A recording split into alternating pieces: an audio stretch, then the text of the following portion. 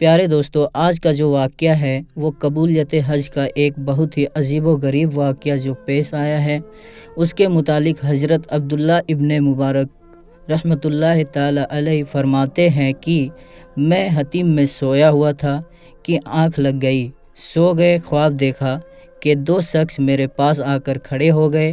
ایک نے دوسرے سے پوچھا کہ اس سال کتنے آدمی حج پر آئے ہیں؟ دوسرے نے کہا کہ 7 لاکھ آدمی حج پر آئے ہیں۔ حضرت عبداللہ ابن مبارک فرماتے ہیں کہ میرے دل کے اندر یہ خیال آیا کہ اتنے آدمیوں کا شمار کرنا تو ناممکن ہے۔ معلوم ہوتا ہے کہ یہ دونوں فرشتے ہیں۔ سوال کرنے والے نے پوچھا کہ کتنے آدمیوں کا حج منظور ہوا ہے؟ دوسرے نے جواب دیا کہ کسی کا بھی حج منظور نہیں ہوا، پورے 7 لاکھ رد کر دیا گیا۔ پھر اس نے پوچھا کہ کتنے آدمی بخشے گئے ہیں؟ جواب ملا کہ سارے کے سارے بخش دیے گئے ہیں۔ سوال کرنے والے نے سوال کیا کہ حج کسی کا منظور نہیں ہوا اور بخشے سارے گئے ہیں، تو کس طرح سے ایسا ممکن ہوا؟ تو دوسرے فرشتے نے کہا کہ صرف ایک آدمی کا حج منظور ہوا جو حج کرنے کے لیے حاضر بھی نہیں ہوا تھا۔ پھر سوال کیا کہ یہ لوگ کس کے طفیل بخشے گئے ہیں؟ تو اس نے جواب دیا کہ اسی آدمی کے طفیل جس کا نام علی ابن طلق ہے، اسی کے طفیل اللہ رب العزت نے سارے آدمیوں کا حج بھی قبول کر لیا اور سارے آدمیوں کو بخش بھی دیا۔ تو پہلے فرشتے نے سوال کیا کہ علی ابن طلق کون ہے اور کہاں کے رہنے والے ہیں؟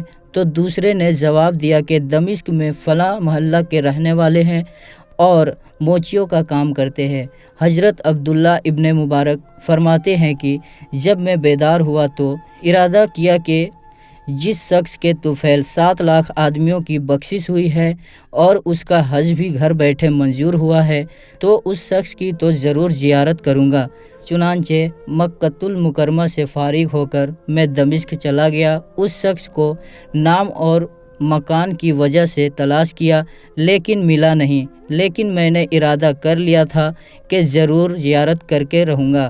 بہت سے دن وہاں اسی تلاش میں گزرے، بالآخر ایک روز وہاں پہنچ گیا۔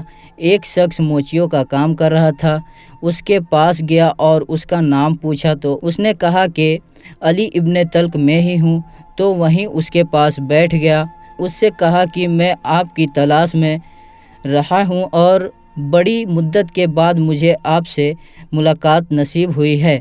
میں نے اس سے پوچھا کہ اس سال آپ حج پر تشریف لے گئے تھے یا کہ نہیں؟ تو انہوں نے جواب دیا، لیکن نہایت کی حسرت بھری آواز میں بلک آنکھوں سے پانی بھی آنسوؤں کی شکل میں بھر آیا اور کہنے لگا کہ اس سال میں حج پر نہیں جا سکا۔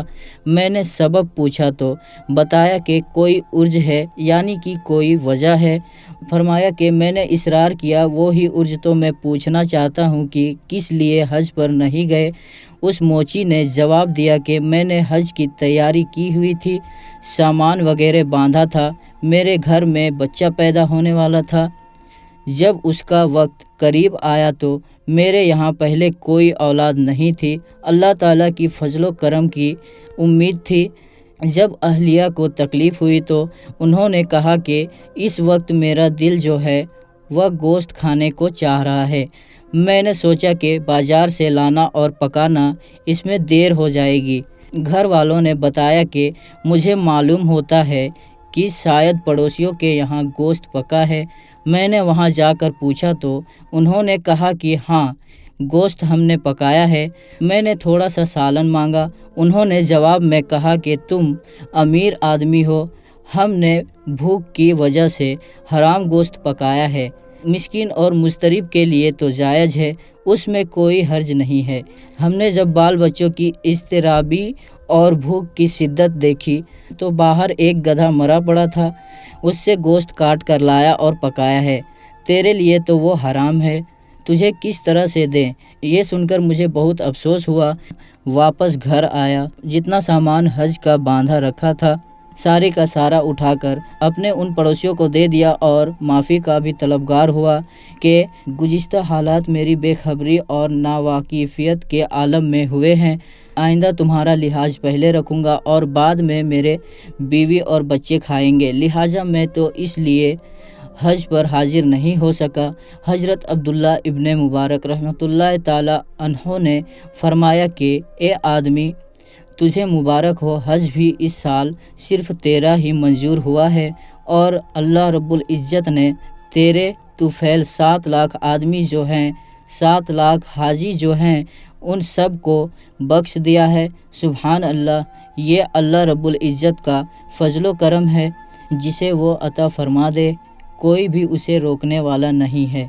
سبحان اللہ، ایک آدمی نے اپنا مال اللہ کی راہ صدقہ کر دیا تو اللہ تعالیٰ نے اس کا حج بھی قبول کیا، اور اس کے صدقے اور طفیل سے 7 لاکھ آدمیوں کی بخشش ہو گئی۔ دعا ہے اللہ رب العزت ہمیں بھی نیکی کرنے کی توفیق عطا فرمائے اور برائی سے محفوظ اور مامون رکھے۔ آخر میں اللہ تبارک و تعالیٰ سے یہی دعا ہے کہ اللہ تعالیٰ رسول خدا صلی اللہ تعالیٰ علیہ وآلہ وسلم کے صدقے طفیل ہمیں تمام انبیاء اکرام، تمام اولیاء اکرام سے محبت کرنے کی اور اس کا ادب و تعظیم کرنے کی توفیق عطا فرمائے، اور ہمیں ہر برے کام، ہر برے اعمال سے ہمیشہ بچائے رکھے، اور صراط المستقیم کی راہ پر چلنے کی توفیق عطا فرمائے۔ آمین ثم آمین۔